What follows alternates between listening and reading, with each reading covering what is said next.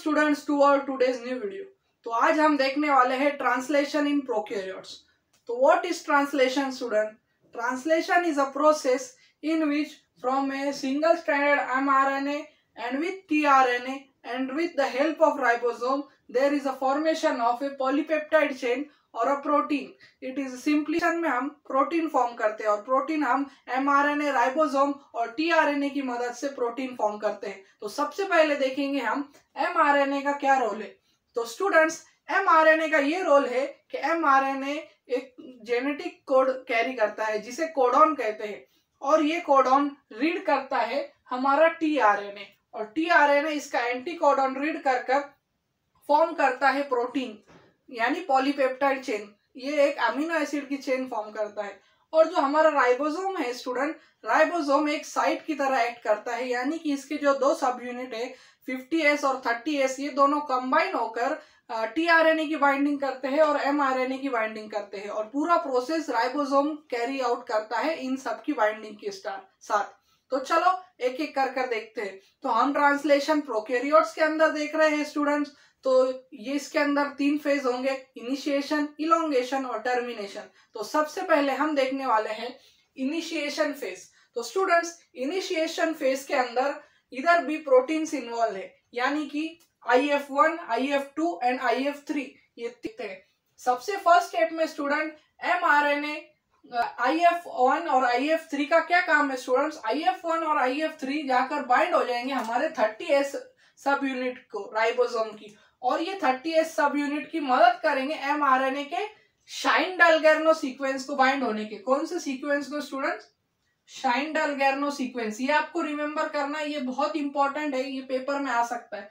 शाइन-डालगेर्नो sequence को identify करने की कोशिश करेंगे क्योंकि वहीं से इनिशिएशन का प्रोसेस स्टार्ट होगा।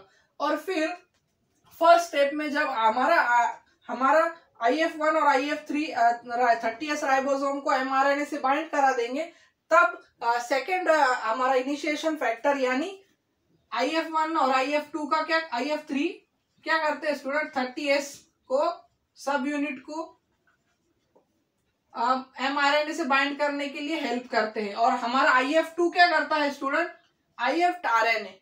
तो स्टूडेंट्स F में RNA जब बाइंड हो जाता है तो हमारा IF3 जो है वो डिटैच हो जाता है 30S सब यूनिट से और यहाँ पर सिर्फ IF1 और IF2 रहते हैं। जब IF2 हमारे tRNA को लेकर आता है तो उसके साथ GTP भी आता है स्टूडेंट्स। क्या आता है? GTP। और GTP एक हाई एनर्जी कंपाउंड है। फिर जो हमारा थर्ड स्टेप है इनिशिएशन के अंदर स्टूडेंट, उसके अंदर हमारा 50S सब यूनिट बाइंड होगा क्योंकि विदाउट 50S सब यूनिट हमारा पूरा राइबोसोम कंप्लीट नहीं होगा। और जब 50S सब यूनिट बाइंड होता है स्टूडेंट, हमारे IF1 और IF2 डिटैच हो जाते हैं और GTP हाइड्रोलाइज होता है GDP के अंदर। GTP हाइड्रोलाइज होता है GTP के अंदर और फिर ये 70S इनिशिएशन कॉम्प्लेक्स क्या बन जाता है स्टूडेंट? ये एक इनिशिएशन कॉम्प्लेक्स बन जाता है।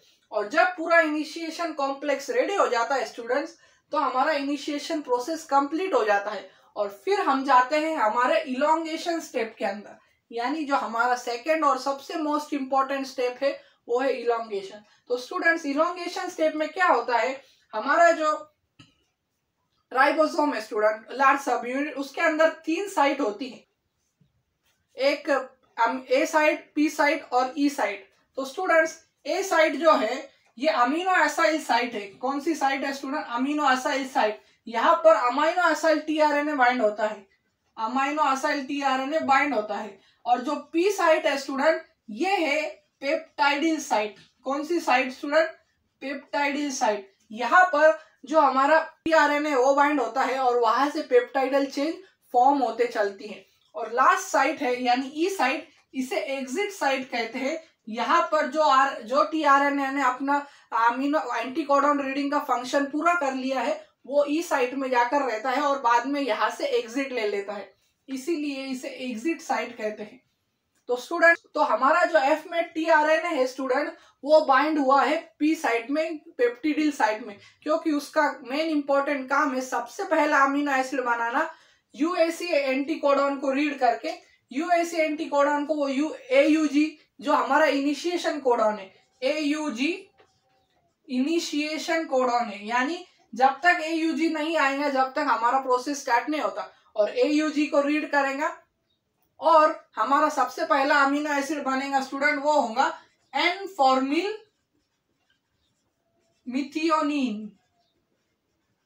ये फर्स्ट अमीनो एसिड बनता है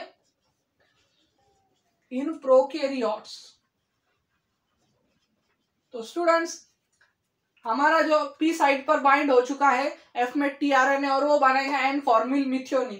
पर अब इलोंगेशन प्रोसेस स्टार्ट से तो यहाँ पर भी कुछ प्रोटीन इंपॉर्टेंट रोल प्ले करते हैं और इसमें आता है सबसे पहला इलोंगेशन फैक्टर, यानी इलोंगेशन फैक्टर TU। और ये इलोंगेशन फैक्टर TU का क्या काम है, ये लाता है हमारा अमीनो असाइल tRNA को। किसको लाता है? अमीनो असाइल tRNA की बाइंडिंग करता है ए साइट पर। कौन सी साइट पर? ए साइट पर। तो स्टूडेंट आप डायग्राम में देख रहे होंगे, यहाँ पर EF2U ने अमीनो असाइल tRNA को लाया और अमीनो असाइल tRNA की बाइंडिंग हो गई। अभी तक हमारी फ्रेम रीड नहीं हुई है। जब अमीनो असाइल tRNA बाइंड होगा, जब जाके वो GTP के साथ बाइंड होता है और GTP का हाइड्रोलाइसिस होगा GDP में, और जब हाइड्रोलाइसिस होता है तभी हम रीडिंग स्टार्ट करने पर वो फर्स्ट पॉलीपेप्टाइड में का फर्स्ट अमीनो एसिड बनाएगा हमारा एन फॉर्मिल मिथियोनिन। और अमीनो असाइल tRNA की साइट पर अमीनो tRNA बाइंड होते जाएंगे। और EF2U का यही काम है, क्या करेंगे, बार बार ए साइट पर tRNA को लेकर आकर बाइंड कराएगा GTP के साथ, फिर हाइड्रोलाइसिस होगा, फिर GDP फॉर्म होगा, फिर ये जाएगा पी साइड पर, फिर पी वाला जाएगा ई साइड पर और एग्जिट वाला निकल जाएगा, ई वाला निकल जाएगा। और इसी प्रोसेस से कंटिन्यूली हमारे अमीनो एसिड ऐड होते जाएंगे और फिर बन जाएंगी पूरी एक पॉलीपेप्टाइड चेन बन जाएंगी। स्टूडेंट्स क्या बन जाएंगी? पूरी एक पॉलीपेप्टाइड चेन बन जाएंगी, यानी कि हमें एक प्रोटीन मिल जाएगा। सोच रहे होंगे ये यहाँ से ये कैसा मूव होगा? हाँ स्टूडेंट्स, आप सही है, ये हमारा EFG, इसे ट्रांसलोकेज भी कहते हैं। क्या कहते हैं स्टूडेंट्स? ट्रांसलोकेज। और ट्रांसलोकेज क्या करता है, जब हमारा पी साइट पर अमीनो एसिड बन चुका है, तो पी वो साइट वाले tRNA में काम कर दिया, तो ये ट्रांसलोकेज EFG क्या करेगा, ये ट्रांसलोकेशन करेगा। इस प्रोसेस को क्या कहते हैं? ट्रांसलोकेशन। वो है ना हमारे जो पी साइट के tRNA को शिफ्ट कर देगा ई साइट पे, और इस प्रोसेस पे इन्वॉल्व है EFG, और जिसे ट्रांसलोकेज भी कहते हैं। और इसकी शिफ्टिंग करेगा, और यही शिफ्टिंग बार बार चलती रहेगी, जिसमें EF2U ए साइड पर हमारे tRNA को बाइंड कराएगा और ट्रांसलोकेज पी वाले का फंक्शन होने पर, रीडिंग होने पर उसे ई साइड पर लेगा और ये पॉलीपेप्टाइड चेन बनती जाएंगी। तो ये हो गया इलोंगेशन का। अब टर्मिनेशन में जब स्टॉप कोडॉन आएगा, अभी तो ये mRNA में पूरे कोडॉन है, इसमें होते हैं stop codon. Stop codon 3 type के स्टूडेंट, 3 टाइप के स्टॉप कोडॉन है। और ये कौन कौन से स्टूडेंट्स? ये है UAG, UGA और है UAA। ये तीनों क्या है स्टूडेंट्स? स्टॉप कोडॉन है। और टर्मिनेशन के अंदर 3 फैक्टर इंपॉर्टेंट रोल प्ले करते हैं। RF1, इसे रिलीज फैक्टर कहते हैं स्टूडेंट, RF1, RF2 और RF3। आइडेंटिफाई करेंगे स्टूडेंट UAA और UAG को, और हमारा RF2 आइडेंटिफाई करेगा UAA और UGA को, और RF3 ये दोनों को आइडेंटिफाई करने में मदद करेगा, ये दोनों की मदद करेगा RF3। तो रिलीज फैक्टर भी फॉर्म होगा।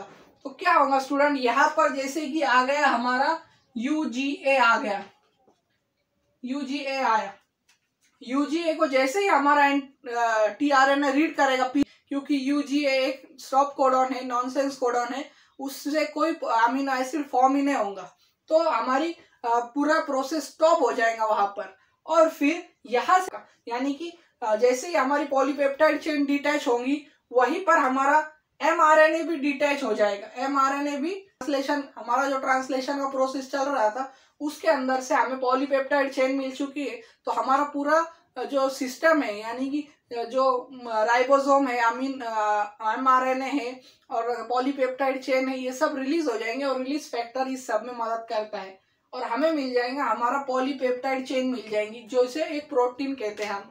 और आज हमने देखा इनिशिएशन, इलोंगेशन और टर्मिनेशन। टर्मिनेशन में हमने देखा कि कौन से स्टॉप कोडॉन है, UGA, UAG और UAA।